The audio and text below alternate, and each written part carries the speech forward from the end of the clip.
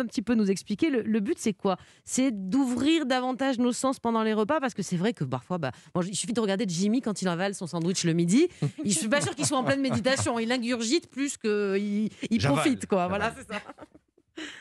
Alors donc ça s'appelle le repas en pleine conscience ou le mindful eating pour, ceux qui parlent anglais. Ça consiste à prendre l'état d'esprit de la méditation, ça veut dire revenir à l'instant présent, mais sur les activités de tous les jours. Et une des grandes activités qu'on fait quotidiennement, c'est manger.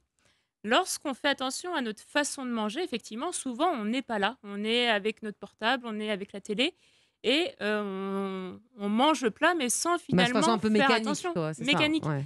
On ne fait pas attention ni aux saveurs, ni sur ce qui se passe dans notre assiette, mais pas non plus sur ce qui se passe dans notre corps. Par exemple, on n'écoute pas les signaux de satiété, les besoins. Donc ça, la conséquence, souvent, c'est le grignotage, par exemple. Les mauvaises habitudes qui fait qu'on va déséquilibrer notre apport alimentaire et peut-être prendre du poids lorsque ça se répète. Souvenez-vous, Mélanie, je vous Vous ai vous dit. reconnaissez, Jimmy, non? Eh oui, non, non, mais rappelez-vous, vous avez englouti votre repas. Je dis, Mélanie, on se prend son temps, On se on mange calme, on se calme. doucement, C'est vrai on que je coupe mange des trop petits vite. morceaux. Ouais. Et justement, vous proposez l'exercice du grain de raisin. Qu'est-ce que c'est? Donc ça, c'est un premier exercice à essayer lorsque on débute la méditation.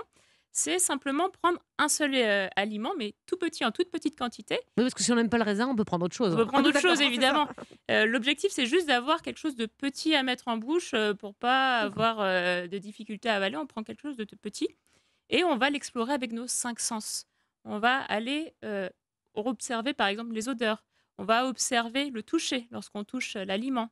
On va observer la couleur. Et ensuite, une fois qu'on le met en bouche, on va laisser le temps à l'aliment de vraiment dégager toutes ses saveurs avant même de croquer. Observer ce qui se passe dans notre corps lorsqu'on mange cet aliment.